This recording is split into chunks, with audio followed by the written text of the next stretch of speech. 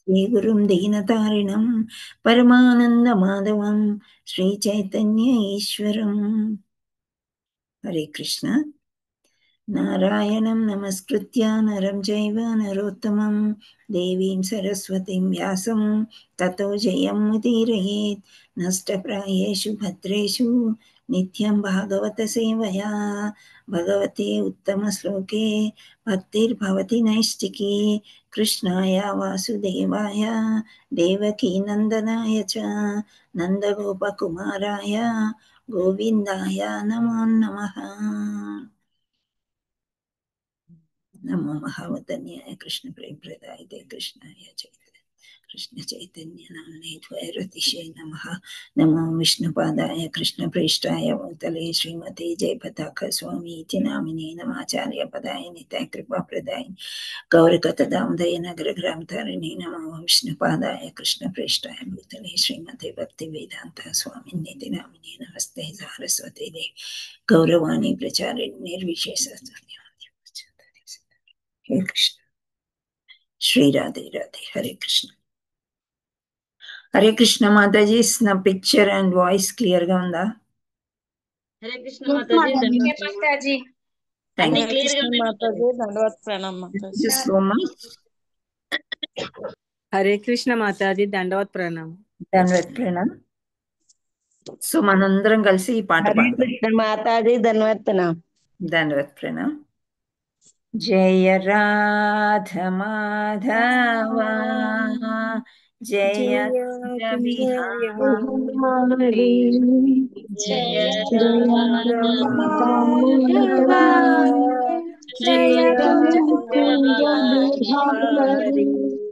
జయ గోపీ జనవల్లభా జయ గిరిధరధారీ జయ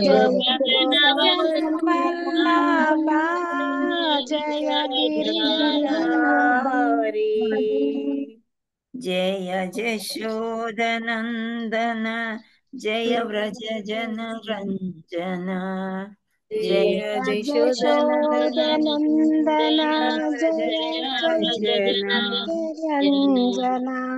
జయ జమున తీరా వనచారి జయ జమున తీరా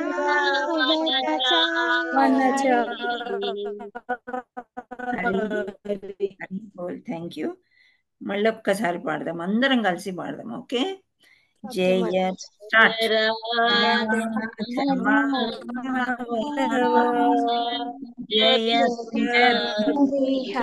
Hari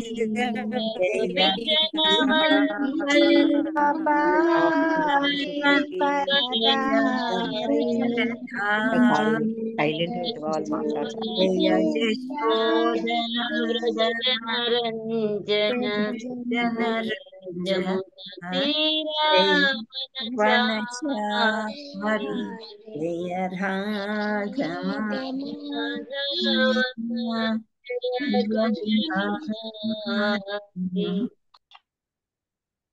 okay. Hare Krishna Krishna Krishna Hare Hare, Hare Rama Rama Rama Hare Hare. Hare Krishna.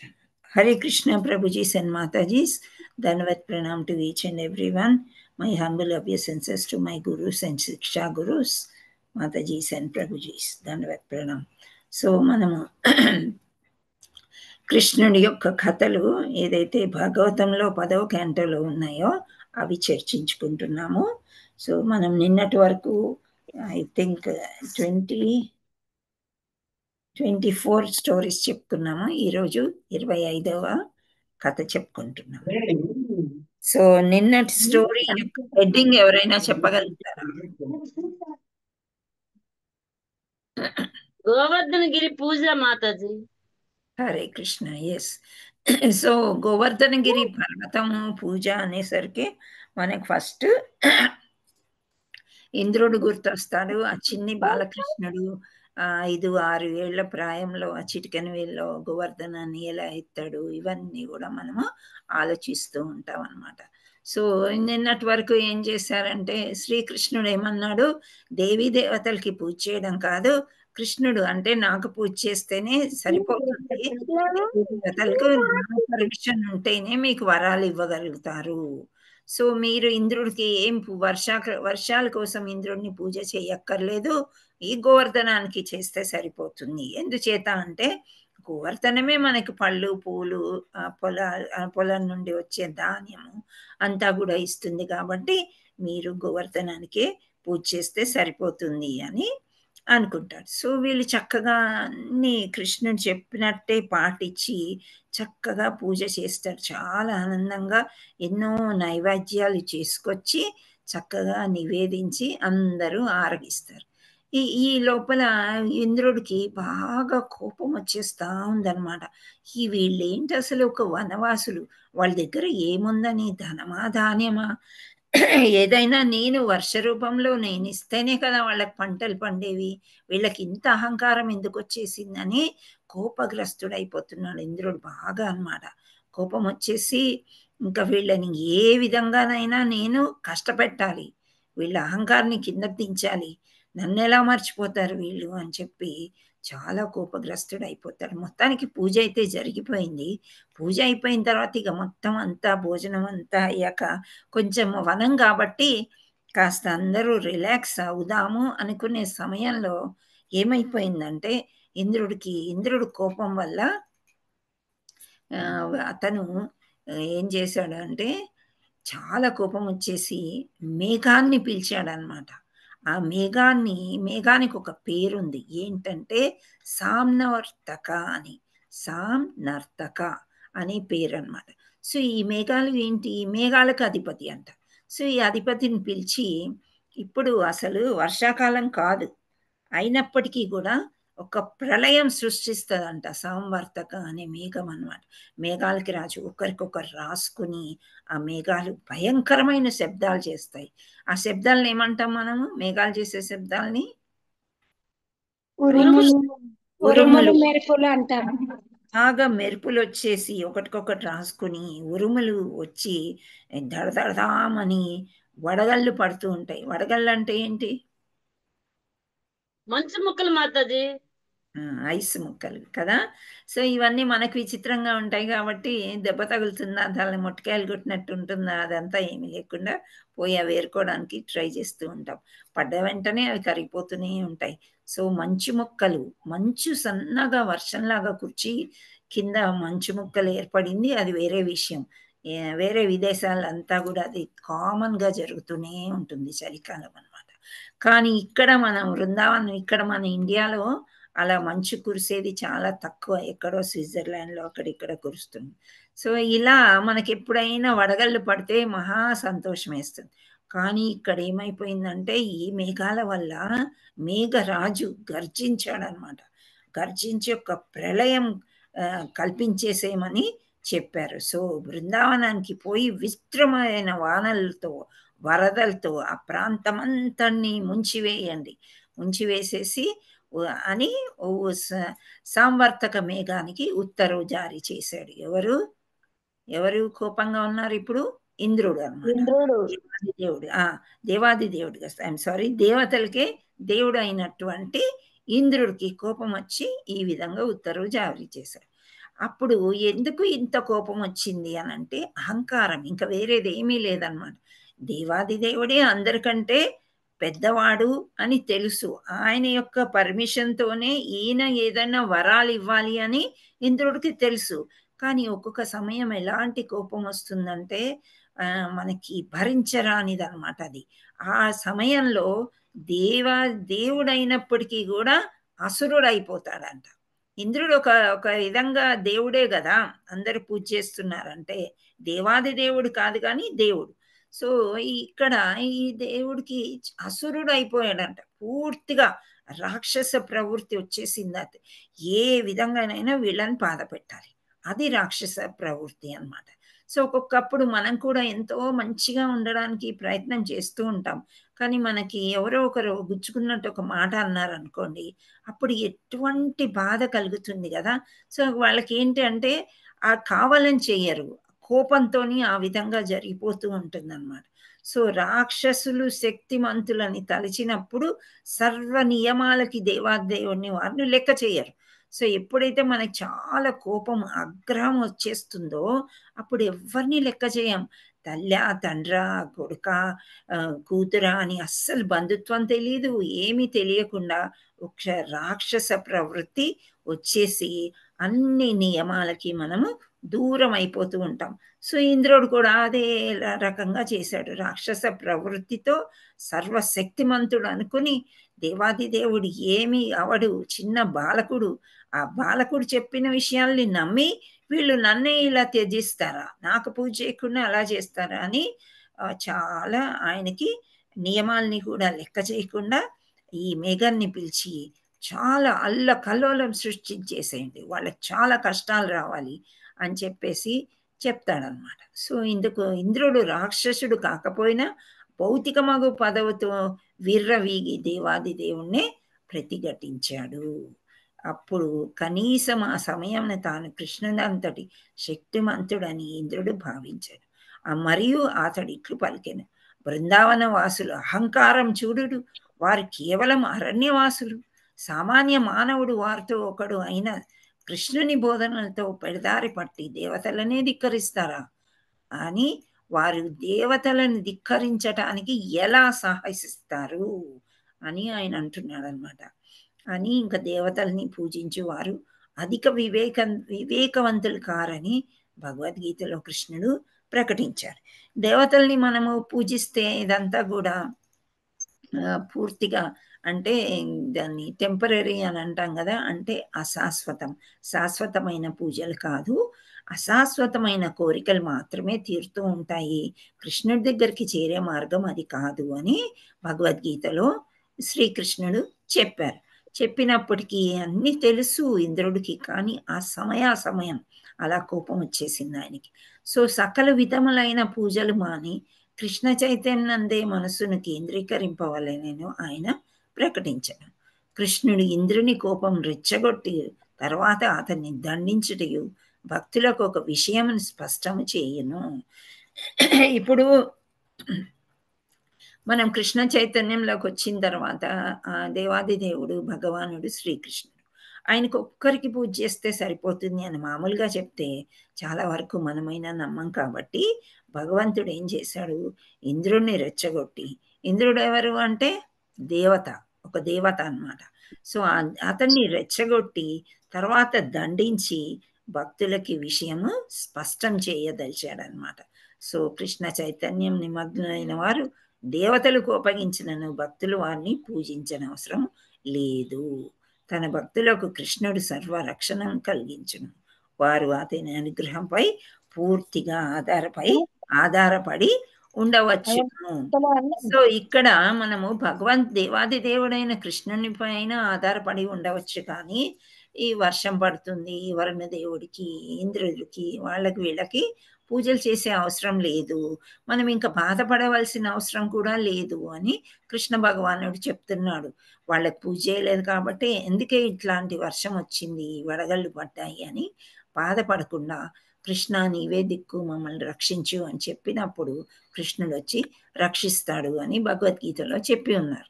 So ఇక్కడ ఇంద్రుడు వృందావన చర్యలను నిరసించి నేను బృందావన వాసులు దేవతలను ధిక్కరించటం వలన ఐహికంగా వారు చాలా కష్టపడుతురు. దేవతల పూజలను ఉపేక్షించడం వల్ల ఐహిక బాధా సాగరాన్ని వారు తరింపజాలరు. బృందావన వాసులు గోపాలురు శ్రీకృష్ణుడని పేరు గల ఒక బాలుని ఉపదేశంపై ఆ అధికారంనే తిరస్కరించిరి. అతడు ఒక బాలుడే తప్ప మరి ఏమో కాదు. ఈ బాలుని మాటలు విశ్వసించి నన్ను వారు రెచ్చగొట్టిరి. సో ఇంద్రుడు అంటున్నాడు అన్నమాట, బృందావన వాసులు ఎందుకు ఎలా ధిక్కరిస్తారు, నన్ను ధిక్కరించినందుకు వీళ్ళు చాలా కష్టాలు, ఆ సాగరం అంటే బాధా సాగరంలో మునిగిపోతారు. ఇప్పుడు చూడండి నా ప్రతాపం అన్నట్లు ఆయన మాట్లాడుతున్నాడు. ఇప్పుడు ఎవరికైనా కోపం వస్తే కూడా మనం ఏమనుకుంటాం, చాలా బాధల్లో ఉంటే సాత్విక గుణంలో ఉండుంటే అమ్మో నాకు వచ్చిన బాధలు వేరే వాళ్ళకి రాకూడదు బాబోయ్, ఇదేదో నాతోనే వెళ్ళిపోవాలి అని అనుకుంటారు. కానీ తామస గుణంలో ఉండేవాళ్ళు వాళ్ళే దేవతలు అనుకుంటారు, శపిస్తారనమాట. ఓ నన్ను అంటారా వీళ్ళు, చూడండి ఇప్పుడు పోతా పోతా ఒక చిన్న యాక్సిడెంట్ అయ్యి వాడు పడిపోవాలి అది ఇదని అనుకుంటారు, లేదా నాకంటే ఎక్కువ కష్టాలు వాడికి రావాలి అని శపిస్తూ ఉంటారు. వాళ్ళు దేవుడు అనుకుంటారు. ఆ సమయంలో వాళ్ళు రాక్షస ప్రవృత్తి అలా ఉంటుందన్నమాట. సో ఇక్కడ ఇంద్రుడు కూడా దేవాది దేవుని ధిక్కరించి చిన్న బాలుడు అంటున్నాడు దేవుణ్ణి. అంటే ఇప్పుడు ఎప్పుడైతే చాలా మహిమలు, చాలా లీలలు చేశాడు కదా. ఈ గోవర్ధన పర్వతం కంటే ముందు చాలా లీలలు చేశాడు శ్రీకృష్ణ భగవానుడు. 3వ మాసం నుండే లీలలు చేయడం మొదలుపెట్టాడు పుట్టిన తర్వాత. సో అవన్నీ చూస్తూ దేవతలందరూ కూడా పుష్ప వర్షాల్ని కురిపించారు. అన్నీ తెలుసు ఎవరికి, ఇంద్రుడికి. తెలిసిన తర్వాత కూడా ఆయనని ఒక్కసారి పూజ చేయకపోయేసరికి ఇంకా ఆయనకి ఏమంటారు, తోకదొక్కిన పాములాగా బుస్సుమన్నాడు అనమాట. సో ఆ విధంగా ఈ బృందావన వాసులు అసలు వాళ్ళకి ఏముందని, వనవాసులు వాళ్ళు, వనంలో బతికే వాళ్ళు. నా యొక్క అనుగ్రహంతోనే ఈ పంటలు పండితే ఏదో చిన్న వ్యాపారులు ఇలా ఉండేవాళ్ళు ఆ బాలుణ్ణి నమ్మడం ఏంటి, నా పూజలు మానేయడం ఏంటి అనేసి ఆయనకి చాలా కోపం వచ్చేసింది అనమాట. అనవసరంగా నన్ను ఏం చేశారు వీళ్ళు, రెచ్చగొట్టారు అని అంటున్నాడు. రెచ్చగొట్టడం అంటే ఏంటి? హరే కృష్ణ. కోపం తెప్పించడం మాత్రం. కోపం తెప్పించడము, మనలో ఉండే చెడు గుణాన్ని పైకి లాగడం అన్నమాట. ఇప్పుడు మనకి కొన్ని వీక్ పాయింట్స్ ఉంటాయి. ఫర్ ఎగ్జాంపుల్ చదువుకోలేని వాళ్ళు ఉంటారు. నువ్వు చదువురాని మొత్తం, నీకు అసలు చదువు లేక నువ్వు ఇట్లున్నావు అది ఇదని 10 సార్లు అన్నాం అనుకోండి, అది వాళ్ళకి రెచ్చగొట్టినట్టు అవుతుంది. చదువు లేకపోయినా ఏమైంది, నువ్వు చాలా తెలివిమంతురాలివి అని వాళ్ళకి వాళ్ళు అలా అనుకుంటారు. మేము బాగానే రాణిస్తున్నాం కదా, అన్నిట్లో ఉన్నాం కదా, అది లేకపోతే ఏమైంది. కానీ అది ఆ నెగటివ్ పాయింట్ లాగా మనం తీసినట్లయితే వాళ్ళని రెచ్చగొట్టిన వాళ్ళ అవుతూ ఉంటాం. అదే ఒక పెద్ద ధనవంతుడు ఉన్నాడు, ఏదో ఒక వ్యాపారంలో ఫెయిల్ అయ్యాడు. ఫెయిల్ అయితే వేరే వాళ్ళందరూ కూడా ఇంకో రకంగా అనమాట, నాకు తెలుసు నీ వీక్ పాయింట్స్, నువ్వు వాడికి పడిపోయావు, అనవసరంగా మోసపోయావు, అది ఇది అన్నాం అనుకోండి, ఇంకెక్కువ రెచ్చిపోతూ ఉంటారనమాట వాళ్ళు. అలా ఒక్కొక్కరికి ఒక్కొక్క చిన్న చిన్న వీక్ పాయింట్స్ ఏవైతే ఉంటాయో వాటిని పదే పదే మనం అన్నట్లయితే వాళ్ళని రెచ్చగొట్టడము అని అంటూ ఉంటారు. సామాన్యంగా ప్రతి జీవిలోనూ భగవంతుడు ఉన్నాడు కాబట్టి ఎవరి నెగటివ్ పాయింట్స్ మనం బయటికి తీయకూడదు అని చెప్తూ ఉంటారు. మొన్న కూడా నెక్టర్ ఆఫ్ డివోషన్, భక్తి రసామృత సింధు, అంటే భక్తి ఎలా చేయాలి ఏంటి అనేది దాంట్లో ఉంటుందన్నమాట. ఏంటి అని అంటే అసలు ఎవరిని నెగటివ్, మనకి ఒకవేళ అక్కడ ఇష్టం లేదు ఒక సంభాషణ అంటే అక్కడి నుండి వెళ్ళిపోండి. కానీ వీళ్ళిలా వాళ్ళిలా అని మనం పెద్దగా ఎక్కువగా మన లైఫే అది. కానీ వాటి నుండి దూరంగా ఉండడం చాలా మంచిది అని చెప్తూ ఉంటారు. సో అలా నెగటివ్ పాయింట్స్ని చెప్పేసరికి ఇంకా ఆయనకి కోపం వచ్చేసింది అనమాట. సో ఆయన మామూలుగా ఇప్పుడు ఈ వర్షం పడేటట్టు చేయవలసింది పూజా సమయంలో చేయొచ్చు కదా, కానీ ఇంద్రుడు కొంచెం మంచివాడే అనమాట. ఏంటి, సరేలే ఈ బాలుడిది మాటలు విని వాళ్ళు చేసుకున్నారు, కానీ మిగతా దేవతలు, దేవి దేవతలు వాళ్ళు వీళ్ళు ఉన్నారు కదా, అది ఎలా ఇది ఎలా, నీకు చేయవలసిన పూజ గోవర్ధనుడికి చేస్తున్నారు, చూడు పంచపక్ష పరమాణాలు వాళ్ళు తింటారు, ఇలా రెచ్చగొట్టారనమాట. ఎవరో చెప్పి ఉంటారు ఆయన్ని. సో ఇవన్నీ చిన్న బాలుడు మాటలు వింటారా, ఆ బాలుడు ఎవరు అని వీళ్ళకి తెలుసు, తెలిసినప్పటికీ కూడా అలా రెచ్చగొట్టేశారు. సో రెచ్చగొట్టిన తర్వాత ఈ సాంవర్తక మేఘంతో చెప్పి బృందావన సౌభాగ్యం అంతా ధ్వంసం చేయమని ఆజ్ఞాపించేశాడు అనమాట. సో ఆజ్ఞాపించిన తర్వాత మేఘాలు వెళ్తున్నాయి. బృందావన వాసులు తమ భౌతిక సంపదను చూసుకొని కృష్ణుడు ఒక బాలుడు తనకు అండగా ఉన్నాడని ధైర్యంతో బాగా విర్రవీగుతున్నారు. కృష్ణుడు వాచాలుడు, పసివాడు, ఈ స్వభావం ఎరిగినవాడు కాదు, కానీ తాను మహాజ్ఞానినని అతడు భావించుచు. వారు కృష్ణుని అంత ఘనంగా గౌరవించుచున్నారు కనుక వారిని మనం శిక్షింపవలెను. సో ఇప్పుడు రాక్షస ప్రవృత్తి ఎట్లా ఉంటదంటే జ్ఞానాన్ని కోల్పోయాడు అనమాట. బుద్ధి అసలు ఏమి నశించిపోయి అహంకారం ఎక్కువైపోయింది అనమాట. ఎక్కువైపోయి ఏమంటున్నాడు, కృష్ణుడిని కూడా మనం శిక్షిద్దాము, వీళ్ళందరినీ బాగా శిక్షిద్దాము, సో అందువలన నేను సాంవర్తక మేఘాన్ని అక్కడికి వెళ్ళి కుంభవృష్టితో బృందావనాన్ని ముంచి వేయవలనని ఉత్తర్వు చేసి తిని, గోపాలరు వారి గోవులు సహా నాశనము చేయవలెను అని అంటున్నారు. సో ఇంత నాశనం చేయాలి అని చెప్పారనమాట, చెప్పేశాడు ఆయన. అప్పుడు ఇంకా ఒక రాజు చెప్పిన తర్వాత మిగతా వాళ్ళంతా వాళ్ళ పనులు వాళ్ళు చేయాలి కాబట్టి గ్రామం కానీ పట్టణం పరిసరం కానీ నివసించి ప్రజల సౌభాగ్యం ఆవుల పోషణపైనే ఆధారపడి ఉండేదని ఇచ్చట సూచించబడినది. ఆవులను హతమార్చినచో ప్రజలు తమ సౌభాగ్యాన్ని కోల్పోవుదురు. ఇంద్రుడు సంవర్తక మేఘాన్ని దాని నెచ్చెలులను బృందావనానికి పొండని ఉత్తర్వు చేసినప్పుడు అవి తాము ఆ పనిని నిర్వహించలేమేమో అని భయపడినవి.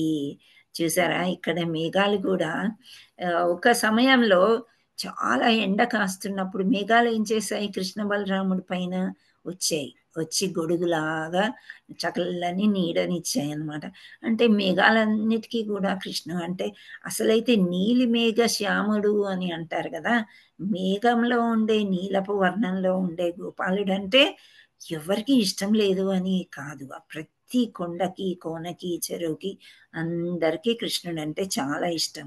సో ఇంత ఇష్టమైన కృష్ణుడి దగ్గరికి వెళ్ళి ఇలాంటి చెయ్యాలంటే ఏంటి అనేది వాళ్ళకి కొంతగా భయమేసింది అనమాట. సో అవి భయపడిపోయి, కానీ ఇంద్రుడు వాటిని ఇట్లు ధైర్యం చెప్పాను, మీరు ముందుకు పొండు, నేను ఐరావతం ఎక్కి జూంజూనాంతములతో సహా మీ వెనక వత్తును, నా బలమంతయు ప్రయోగించి బృందావన వాసులని దండింతును. సో మీరు నెమ్మదిగా ముందుకు నడుస్తూ ఉండండి, మీరేం భయపడద్దు, నేను ఇక్కడే ఉంటాను అని అనుకోవద్దు. ఆయన యొక్క వాహనం ఐరావతం. ఐరావతం అంటే ఒక తెల్లని మంచి ఏనుగు అనమాట. సో అదెక్కి నేను పెద్ద అంటే జంఖానారాలన్నీ మోకుంటూ నేను వెనకాల వస్తాను, వాళ్ళందరినీ బాగా దండిస్తాను పూజ చేయనందుకు అని చెప్పేసి వాళ్ళకి ఒక ధైర్యాన్ని ఇస్తాడనమాట. సో ఇంద్రుడు ఇంత ధైర్యాన్ని ఇచ్చాడు, మళ్ళీ వెళ్ళమంటున్నాడు. అలాగ రాజు ఇంద్రుడు సో ఆజ్ఞాపించబడిన భయంకర మేఘాలన్నీ బృందావన గగన వీధికి అలుముకొని తమ శక్తిని అంతటినీ ఉపయోగించి జోరున వర్షం కురిపింప ఆరంభించాయంట. సో ఇంకా పెద్దగా వర్షం పడుతుంది, ఇంకా పాపం వాళ్ళు తిని ఇంటికి కూడా పోలేదు ప్రసాదం పుచ్చుకుని. సో చాలా పెద్ద వర్షం వచ్చేసింది, ఉరుములు మెరుపులు తీవ్రమైపోయాయంట. ఒక పక్క పెద్దగా గాలి వీస్తుంది, అదంతా భయం వచ్చేసి సంతతధారగా వర్షం కురియజొచ్చాను. అంటే ఒక దగ్గర పడుతుంది, ఒక దగ్గర పడలేదు అని కాదు. ఇప్పుడు వాటర్ వరల్డ్లో వెళ్తే ఎట్లా నీళ్లు బోరున బకెట్లతో పోస్తూ ఉంటారు కదా, అలా ఎవరో నీళ్లు పైనుంచి కుమ్మరిస్తున్నారు అన్నట్టు బాగా కురుస్తుందంట. సో వర్షధారాలు బాగా తీక్షణంగా బాణాల వలె గుచ్చుకొని ఆరంభించాయంట. అంటే అంత ఫోర్స్తోని వాటర్ వచ్చినప్పుడు మన గోడలు ఇళ్ళు కూలిపోయేవి. పైగా వీళ్ళు ఆవుల పెట్టుకునే ఇళ్ళులు ఉంటాయి, ఆవుల షెడ్లు ఉంటాయి కదా, సో ఇవన్నీ కూడా బాగా కూలిపోయే అంత జలమయమైపోయిందంట భూమి అంతా కూడా. సో క్రమంగా ఈ జలంలో పడి పేడ మట్టి మన్ను మసాలం అన్నీ కలుసుకుని వెళ్ళిపోతుంది. ఏ ప్రాంతం ఎక్కడ గాలి వాన ఇలా వీస్తున్నప్పుడు మన కళ్ళ ముందు ఏమీ కనిపించదు. ఇది మీరు వార్తల్లో ఢిల్లీ మన ప్రధాన నగరం ఉంది కదా, ఢిల్లీలో అక్కడిక్కడ వచ్చినప్పుడు మనకి చూపిస్తారు, కార్లు నడవు, ఏవి నడవు, ముందుకు ఆగిపోతూ ఉంటాయి. విదేశాలనైతే మంచు బాగా ఎక్కువ కూర్చున్నప్పుడు ఎక్కడ ఆగిపోతాయి, అక్కడ ముందుకు ఏం జరుగుతుంది కంటికి కనిపించదన్నమాట. సో రహదారులు కనిపించట్లేదు, భూమి అంతా జలమయం అయిపోయింది. సో ఇలాంటి ఏ ప్రాంతం ఎక్కడుంది అని వాళ్ళకి తెలియట్లేదంట. సో ఇవన్నీ మనుషులంటే సరే ఇల్లుంది, ఇంట్లో కథాలు దాచుకోవడం, కానీ వాళ్ళ సంతతి గోవులు. ఆ గోవులు గోదూడలు ఉన్నాయి కదా, దూడలు, ఇవన్నీ కూడా ఎట్లా ఉంటాయి. సో గోవులు ఏం చేసాయి అంటే దూడల్ని వాటి పొట్ట కింద, అంటే ఆ 4 కాళ్ళు ఉంటాయి కదా, ఉండి ఏదో గొడుగులాగా కప్పడానికి ప్రయత్నం చేస్తున్నాయంట. పెద్ద పెద్ద గాలులు వీస్తున్నాయి, వీళ్ళందరూ తడిచిపోయేసరికి ఆ గాలికి అంతా గజగజ వణుకుతున్నారంట. బృందావనం అందరూ కూడా గజగజ వణుకుతున్న చెట్లు కూడా ఏమీ ఆపలేకపోతున్నాయి అన్నమాట. సో ఇటువంటి ఆపద బృందావన వాసులకి వచ్చేసింది. సో ఇవన్నీ వచ్చేసరికి వాళ్ళకి భయమేసిపోయి ఇంకా మనకి శ్రీకృష్ణుడు తప్ప ఇంకే మార్గం లేదు అని గోవిందుడి వద్దకు వెళ్ళి ఆయన పాదపద్మాల్ని ఆశ్రయించారంట.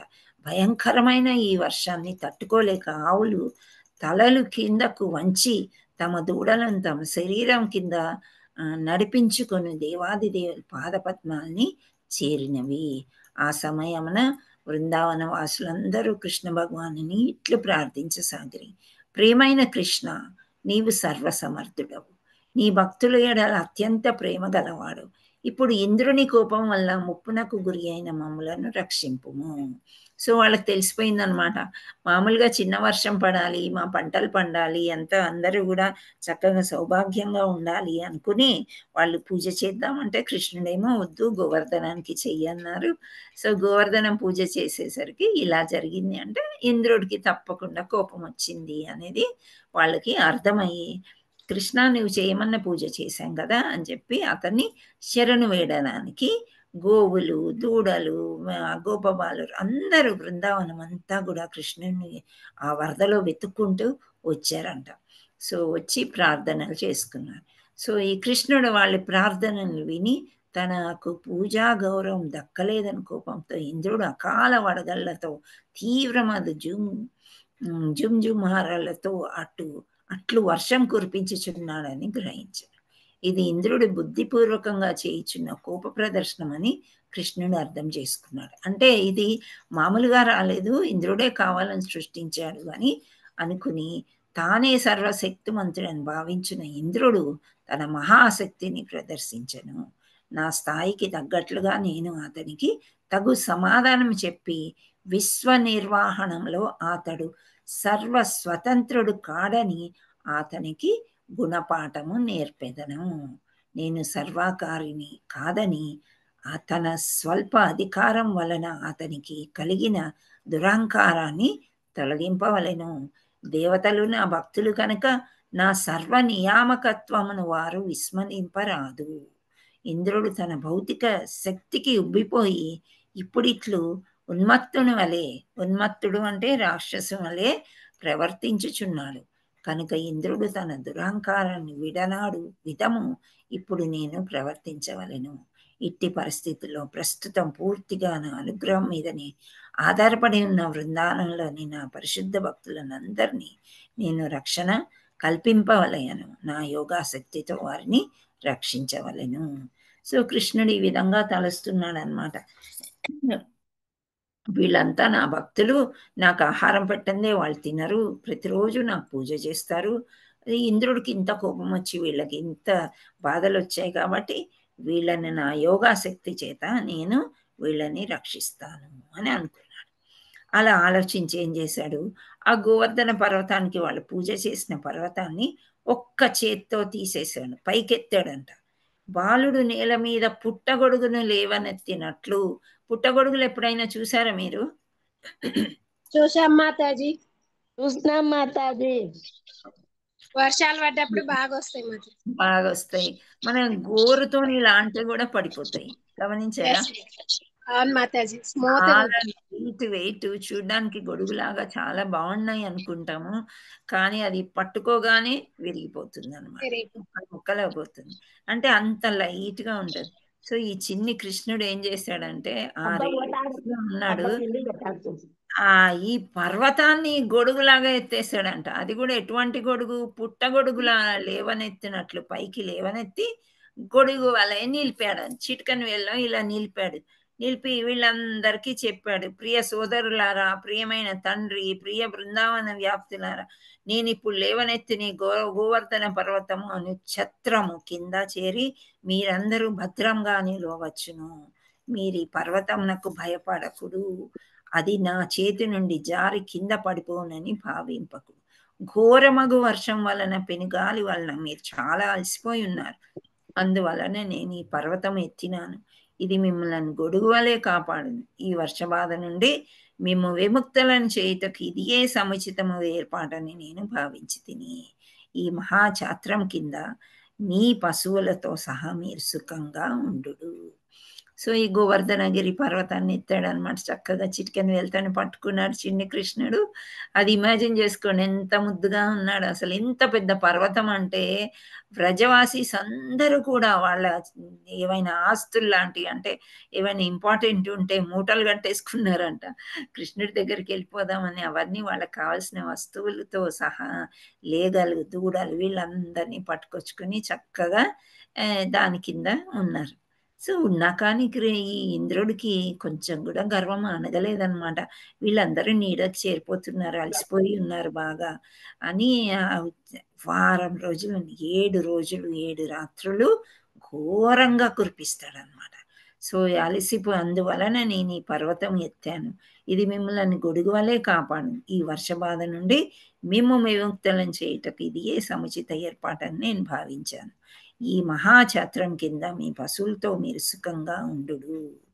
అట్లా కృష్ణుడు ధైర్యాన్ని చెప్పి అందరినీ దీని కిందకి చేర్చుకున్నాడు అనమాట. ఒకరినొకరు చెప్పుకుని కృష్ణుడు ఇలా గోవర్ధన పర్వతం ఎత్తాడు అని అందరూ పరుగున వచ్చి చక్కగా ఇక్కడ సేద తీర్చుకున్నాడు. ముసలి వాళ్ళు, చిన్న పిల్లలు, చిన్న దూడలు, ఇదంతా పెద్ద పర్వతం అంటే ఏంటి, ఊరికంటే పెద్దగా ఉంటుంది. సో దాని కింద అందరూ సేద తీర్చుకుని ఉన్నారు. కృష్ణుడు మాత్రం చిన్న వేలుతోని అలా పట్టుకుని ఉన్నప్పుడు వేరే వాళ్ళంతా కూడా కర్రలు అవి ఇవి తెచ్చి సపోర్ట్లు లాగా, వాళ్ళకి తెలుసు మనం సపోర్ట్ చేసిన కృష్ణుడి కంటే మనం చేయలేము అని. వాళ్ళకి తెలియదు కదా గోపబాలుడు ఇంత చేస్తున్నాడు, మనం సపోర్ట్ చేద్దామని వాళ్ళందరూ కర్రలు తెచ్చి పట్టుకొని ఇంకా కృష్ణుడిని చూస్తూనే గడిపేశారంట. వాళ్ళకి ఆకలి దప్పులు కూడా అసలు వెయ్యలేదన్నమాట. ఎస్పెషల్లీ వీళ్ళు ఎవరు, గోపికలు అయితే ఇది ఒక మహద్భాగ్యంగా వాళ్ళు భావించారనమాట. ఈ వారం రోజులు వాళ్ళకి కృష్ణుడు దొరకడు కదా, వనానికి వెళ్ళేటప్పుడు వచ్చేటప్పుడే. కానీ ఇక్కడ కృష్ణుడి మొహంలో ఆ నవ్వు, ఆ చిరునవ్వు, ఆ అందము అదంతా చూస్తూ వారం రోజులు ఇంకా కృష్ణుడిని చూస్తూనే, ఆ బాధ లేదు, ఇంకా ఏమీ లేదు, ఆకలి లేదు, ఏమీ లేవు, కృష్ణుడిని చూస్తూ చక్కగా గడిపేశారు. సో ఇక్కడ ఇంకా చాతనవని వాళ్ళందరూ కూర్చున్నారు, కొందరు పడుకున్నారు, లేచారు. సో బృందావన వాసులు వారి పశువులతో పాటు ఆకలి దప్పుల వలన కానీ తక్కిన అసౌకర్యాల వలన కానీ కలత పడక ఆ పర్వతం కిందకి ఒక వారం రోజులు ఉండేది. కృష్ణుడు ఆ పర్వతంను తన ఎడమ చేతి చిటికని వేలుపై ఎట్లు మోయిచున్నాడు అని వారు ఆశ్చర్యపడి స్వర్గలోకాధిపతి ఒక ఇంద్రుడు కృష్ణుని అసాధారణకు యోగాశక్తిని చూచి ఆశ్చర్యపోయాడనమాట. అయితే అనుకున్నాడు చిన్న బాలుడే కదా, ఈ బాలుడు ఏం చేస్తాడని. కానీ యోగాశక్తి చేత ఇలా కూడా చెయ్యవచ్చా అని అతను బాగా ఆశ్చర్యపోయాడంట. ఆశ్చర్యపోయి అతని నిశ్చయము సడలేను. అప్పుడు ఏమనుకున్నాడు, ఇంకా నేను ఇంత బాధ పెట్టాను వీళ్ళని, ఇంత చేసినా కానీ కృష్ణుడు ఉన్న చోట బాధలు ఉండవు అని అతను తెలుసుకొని ఆయన నిశ్చయాన్ని మార్చుకున్నాడు అనమాట. సడలేను అంటే మార్చేసుకున్నాడు. అతను వెంటనే మేఘాలన్నిటికీ పిలిపించేశాడంట. వర్షం కురిగిట ఆపండి అని ఉత్తర్వు జారీ చేశాడు. సో నెమ్మదిగా ఏమైపోయింది, ఆకాశము నిర్మలమైపోయి ఎండ వచ్చేసింది, గాలి తీవ్రత తగ్గింది. అప్పుడు గోవర్ధనధారుడు పేరు పొందిన దేవాది దేవుడు కృష్ణుడు ఇట్లా నేను. సో మొత్తం వర్షం అంతా తగ్గిపోయింది. మేఘాలకి ఉత్తర్వు జారీ చేయగానే వర్షం ఆగిపోయింది, ఎండ వచ్చేసింది. ఆ మేఘాలు పక్కకు జరగగానే వెలుతురు ఉంటుంది కాబట్టి ఎండ వచ్చేసింది అనమాట. గాలి తీవ్రత కూడా పూర్తిగా తగ్గిపోయినాక అప్పుడు గోపాలుడు ఏమన్నాడు, ప్రియ గోపులారా, మీరు ఇప్పుడు మీ స్థలాలకి వదిలి పోవచ్చు, మీ భార్యలను, పిల్లలను, ఆవులను, మీ వస్తువులను తీసుకొని మీ ఇళ్ళకి పోవచ్చును, ఆపద తొలగిపోయింది, వరద ఉపశమించింది అని చెప్పాడనమాట. చెప్తే ఇంకా వాళ్ళందరూ ఏం చేశారు, బండ్ల మీద పరిగెత్తుకుంటూ దారి తెలియక వచ్చారు కదా.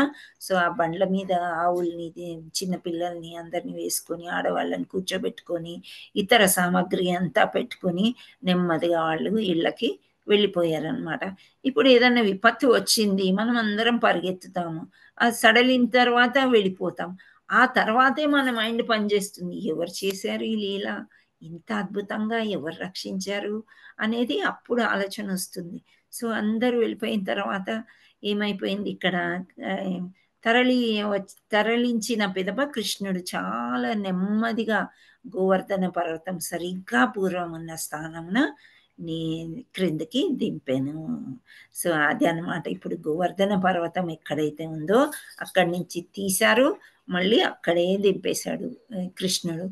ఆ యొక్క పరిక్రమ బృందావనం వెళ్ళిన వాళ్ళందరూ తప్పకుండా చేస్తారనమాట. సో మధ్య మధ్యలో గోవర్ధన పర్వతం మధ్యలో ఈ సరస్సులు ఉంటాయి, కొలన్లు ఉంటాయి, మొక్కలు ఉంటాయి, చెట్లు, చీమలు, చిన్న చిన్న గుడిలు, అవన్నీ కృష్ణుడు ఎక్కడెక్కడ ఏమేమి లీల చేశాడు ఆ గుళ్ళన్నీ మనం అక్కడ చూడొచ్చు అనమాట. సో దింపేసారు అనమాట. దింపి అంతయు పూర్తి అయిన పిదప బృందావన వాసులందరూ కృష్ణుని సమీపమించి అమితానందంతో ఆయనను కౌగలించుకొనిరి. అప్పుడు ఆయన్ని బాగా ఆలింగనం చేసుకొని సహజంగానే కృష్ణునిపై ప్రేమగల గోపికలు తమ ఆనంద బాష్పాలతో మిళితమై పెరుగును ఆయనకు అర్పించి ఆయనపై ఆశీర్వాద వర్షాన్ని కురిపించిరి. సో ఇంకా యశోదమాత స్నేహితురాళ్ళు వాళ్ళందరూ ఉంటారు కదా గోపికలు, వాళ్ళందరూ కూడా కొంచెం పెద్దవాళ్ళు అనమాట. ఈ కృష్ణుడు మా దగ్గర దొంగలిచ్చాడు, అది చేశాడు, ఎప్పుడు చాడీలు చెప్తూ ఉండే వాళ్ళకందరికీ అమితమైన ప్రేమ వచ్చేస్తుంది అనమాట కృష్ణుడి మీద.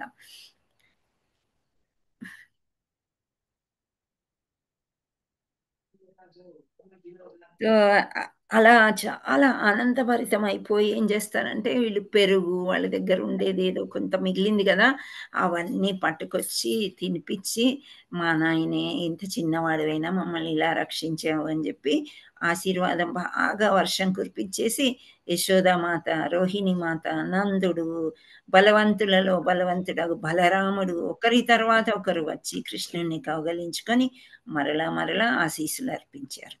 ఊర్ధ్వలోకములందరి సిద్ధ, గంధర్వ, వారణాది దేవతలు తమ సంపూర్ణ సంతృప్తిని తెలియపరిచిరి. వారు బృందావనంపై పుష్పవృష్టిని కురిపించి వివిధ శంఖాలను పూరించిరి, దుందుబులు మ్రోగించిరి. గంధర్వలోకవాసులు భగవద్ ప్రేమచే ప్రేరేపింపబడి దేవదేవుని సంతోషపెట్టుటకు తలంబ్రాలు వాయించిరి, తంబూరాలు కూడా వాయించిరి. ఈ సంఘటన అనంతరం దేవాది దేవుడు తమ ప్రియమిత్రులను గోవులను తనను పరివేష్టిగా స్వగృహానికి మరలెను. ఎప్పటి వలె గోపికలు కృష్ణుని అద్భుత లీలలను ప్రేమ పార్వస్యంలో కీర్తించాలి. సో ఇక్కడ ఇది ఒకటి మీరు హరే కృష్ణ హరే కృష్ణ. సో ఇక్కడ ఊర్ధ్వలోకాలు అంటే పై లోకాలు అనమాట. సో ఇంత చక్కగా అసలు మనం గోవర్ధన లీల మాత్రమే చూస్తాం, కానీ ఇక్కడ ఎంత చిన్న కృష్ణుడు అసలు 5-6 సంవత్సరాల్లో ఆ ప్రాయంలో ఎంత అందంగా ఉంటారు కదా పిల్లలు, చాలా అందంగా బొద్దుగా. అందులో కృష్ణుడు అంటే వెన్న, పెరుగు ఎన్నో తిని ఉన్నాడు, చక్కగా పెంచుతుంది ఎవరు, యశోదమ్మ. ఆ ముద్దుల కృష్ణుణ్ణి కౌగలించుకోవడము, ఆయనకి పుష్ప వర్షం కురిపించడము, దేవతలు ఇవన్నీ చూస్తూ ఉంటే అసలు ఎలా అంటే శంఖాలు పూరించి ఇవన్నీ చేసేసరికి అప్పుడు ఇంద్రుడు చాలా చలించిపోతాడనమాట. నేనా ఇంత మంచి దేవుణ్ణే నేను దేవాది దేవుణ్ణి ధిక్కరించాను, ఇంత అహంకారం నాకు ఎందుకు వచ్చిందని చాలా పశ్చాత్తాపడుతూ ఉంటాడనమాట. సో ఇటువంటి అద్భుత లీలలు శ్రీకృష్ణుడే చేయగలుగుతాడు, ఇంకెవ్వరు కూడా మనం చేసినట్లు వినలేదు. ఎవరైనా తపస్సు చేస్తే దేవీ దేవతలు మనకు ఆ వరాలను వసుకుతారు, కానీ ఇంత మంచి లీలామృతాన్ని చేసేది ఒక్క కృష్ణుడు మాత్రమే. ఆయన దేవాది దేవుడు కాబట్టి ఎక్కడైనా అహంకార పూరితులు ఉన్నారంటే వాళ్ళ గర్వం అడిచేసి మళ్ళీ ఆయన వైపు తిప్పుకునేదాకా అతను ఊరుకోడనమాట. సో అందుచేత మనం ఎప్పుడైనా మనం ఏదైనా తప్పు చేసి పశ్చాత్తాప పడుతున్నామంటే భగవంతుడు కరుణించాడు అని మనం అనుకోవాలి. మన తప్పు మనం తెలుసుకోవడమే పశ్చాత్తాపం. తెలుసుకున్న వెంటనే మనకి మంచిగానే చూసుకుంటాడు భగవంతుడు, సంతోషిస్తాడు, ఓ నేను అనుకున్నది అయిపోయింది అని చెప్పి. అయితే ఇక్కడ మనం చిన్న విషయం చెప్పుకుందాం. ఏంటి అంటే బృందావనంలో కుంభవృష్టి అన్న దశమస్కందపు 25వ అధ్యాయము భక్తి వేదాంత స్వామి భాష్యము సమాప్తము అని చెప్తున్నారు. ఇక్కడ ఒక చిన్న విషయం చెప్పుకోవాలి ఏంటంటే భాగవతంలో రెండవ చాప్టర్ 1వ స్కందంలో 2వ దాంట్లో ఏం చెప్తున్నారంటే ఈ ప్రకృతి అనేది మనం త్రిగుణాలు ఇవన్నీ తెలుసుకున్నాం కదా. ఇవన్నీ ఎప్పుడైతే మనం ఈ మానవుల్ని మను వల్ల మానవులందరూ వచ్చారు, మను మహారాజు. సో ఆయన వల్ల ఎప్పుడైతే సృష్టి జరుగుతుంది అని తెలిసిందో అంతకంటే ముందే ఈ ప్రకృతి ఈ త్రిగుణాల్ని అన్నిటినీ భగవంతుడు సృష్టించేశాడంట. అంటే మనం రాకముందే అన్ని. ఒక ఉదాహరణ ఏం చెప్తారంటే కుంభమేళా ఫర్ ఎగ్జాంపుల్. సో కుంభమేళాకి అందరూ వెళ్తారు కదా. ఒక్క మన భారతదేశమే వెళ్తుందా, వేరే దగ్గర నుంచి కూడా వస్తారా జనాలు? వస్తారు. విదేశాల నుండి కూడా చాలా మంది వస్తారు. కొందరైతే 11 days కూడా అలా ఉండిపోతూ ఉంటారు. సో వాళ్ళకి వసతులు కల్పించాలి. అక్కడ స్నానాలు చేసి బట్టలు మార్చుకోవడానికి రూమ్స్ ఏర్పాటు చేయాలి, బాత్రూమ్స్ ఏర్పాటు చేయాలి, తాగే నీరు ఉండాలి, ఆహార పదార్థాలు ఉండాలి కొద్ది దూరంలో.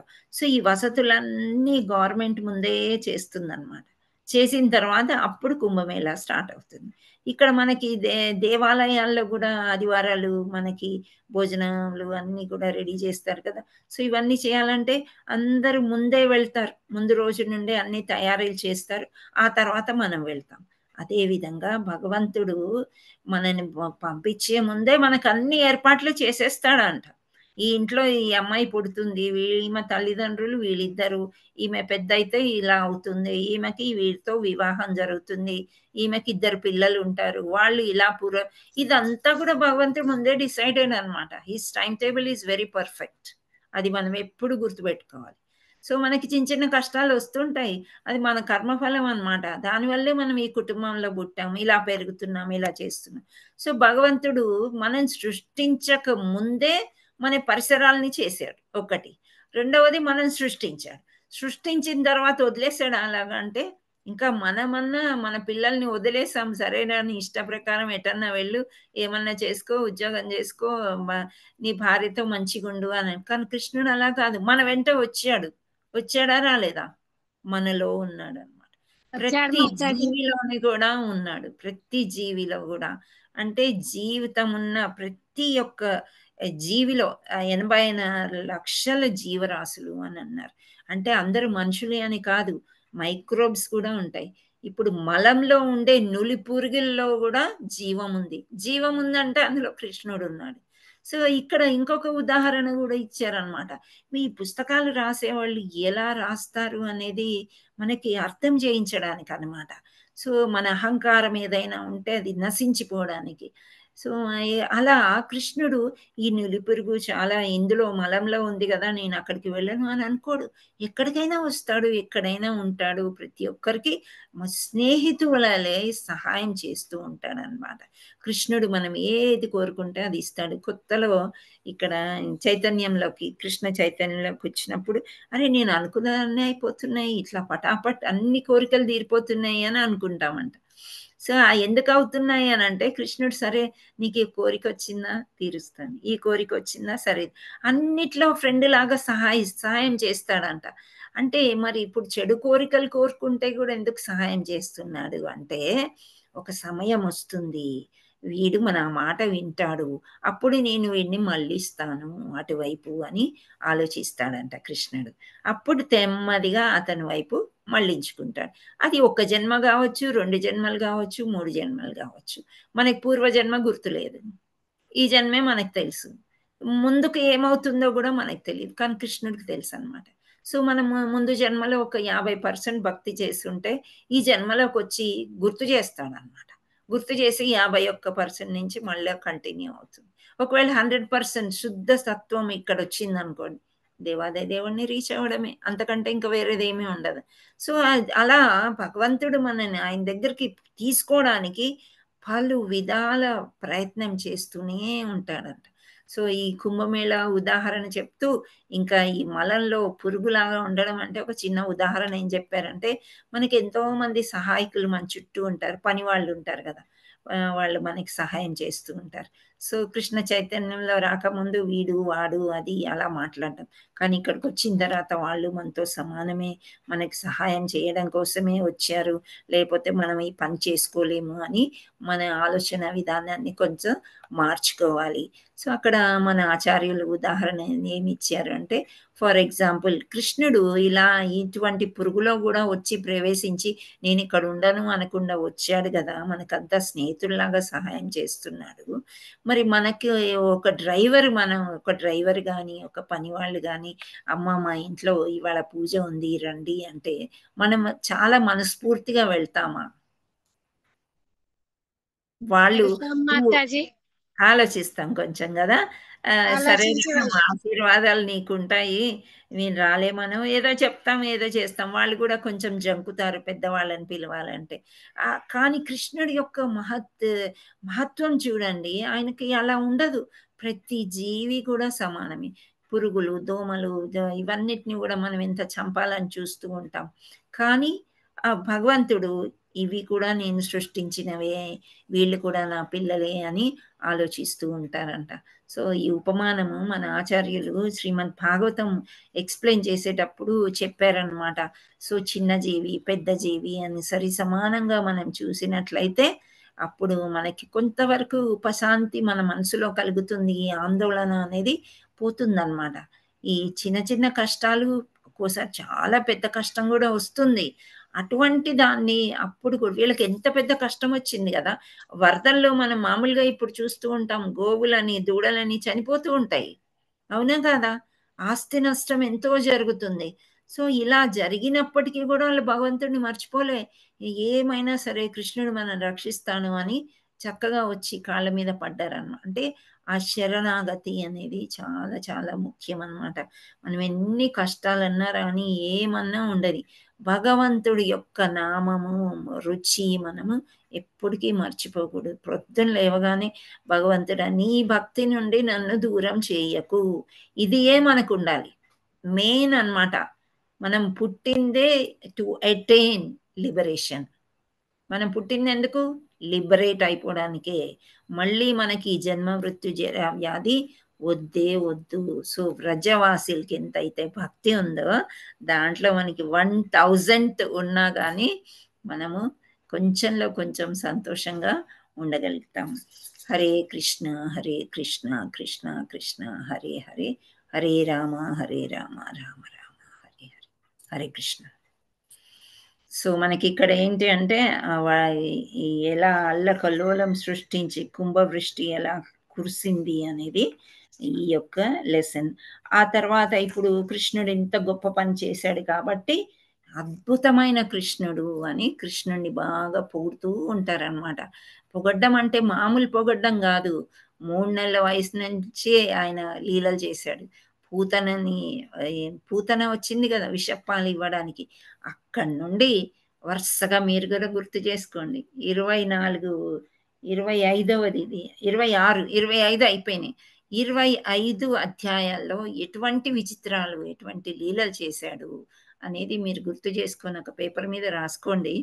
నేను మీకు దేవాది దేవుడు అనేది షేర్ చేశాను, మొత్తం బుక్ షేర్ చేశాను గ్రూప్లో, మీరు చూడండి, అది నొక్కితే కనుక మీకు అంతా వచ్చేస్తుంది, మీరు కూడా మంచిగా ఇంట్లో కూర్చొని చదువుకోవచ్చు టైం దొరికినప్పుడు, బుక్ లేని వాళ్ళు.